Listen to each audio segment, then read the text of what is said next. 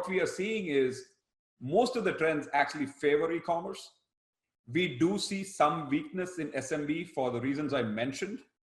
And we do see lower infrastructure spending, which is understandable because people are not in the office, they can't get to it. The delivery service is a challenge, whole bunch of stuff.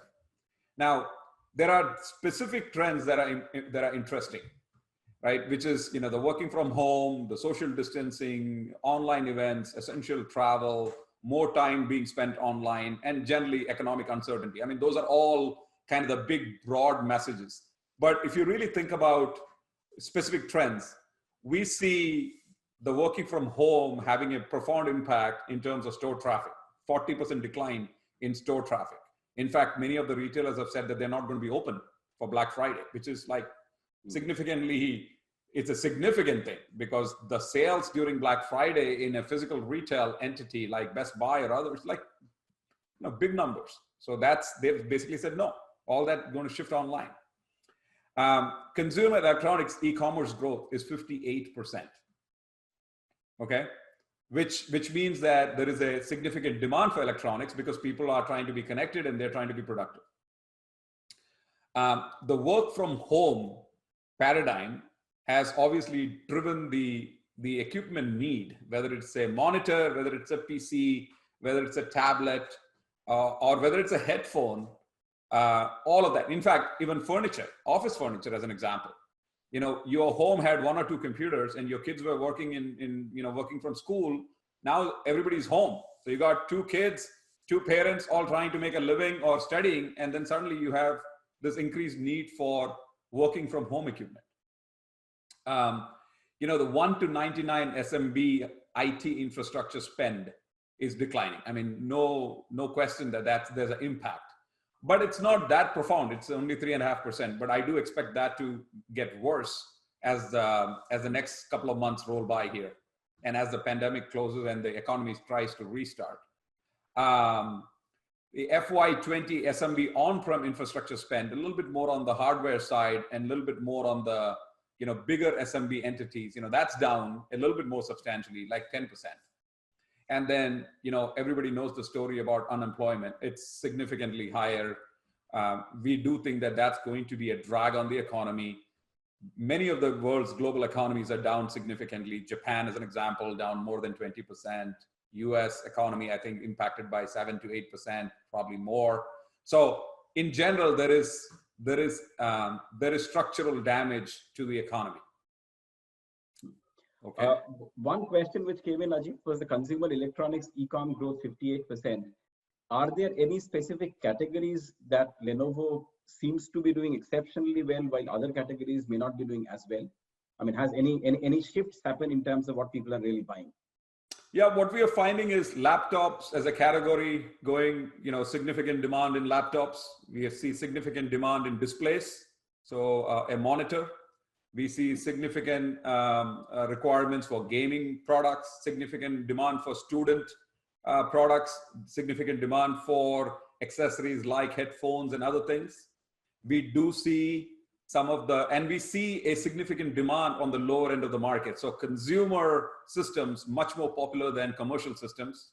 Although I would tell you that on the commercial side, what we also see is that even the commercial people are buying some of the consumer systems. So we see that shift.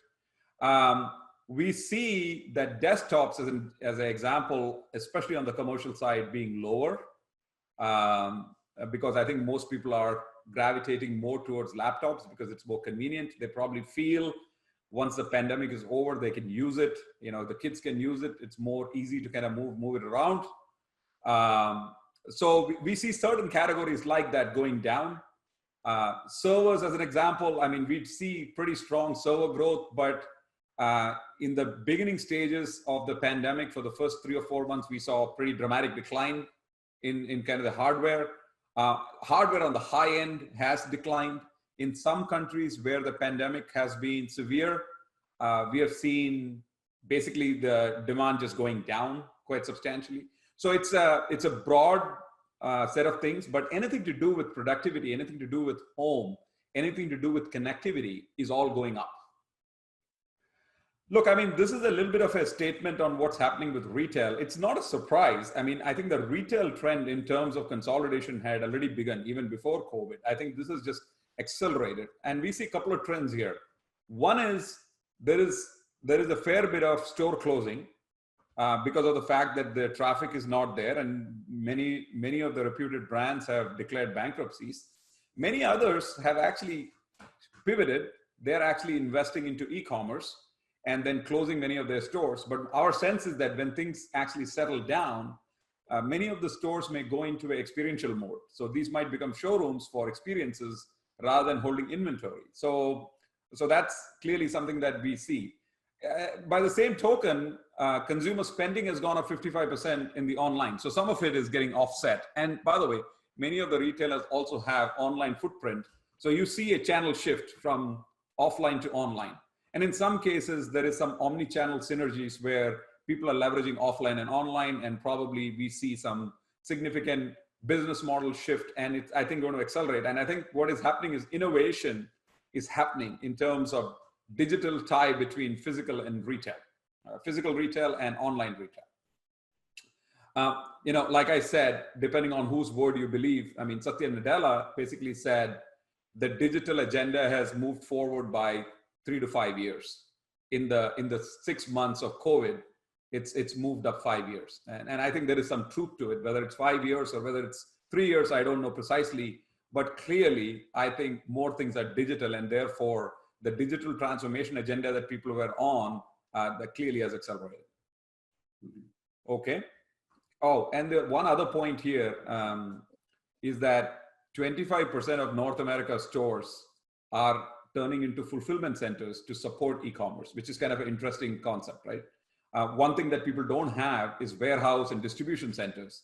So all the retail space that's getting redundant is now getting transformed into fulfillment centers. And one would wonder why Amazon bought something like Whole Foods. I mean, it's precisely that reason. So we had kind of predicted that this was going to happen long term, but I think that now it's becoming much more apparent.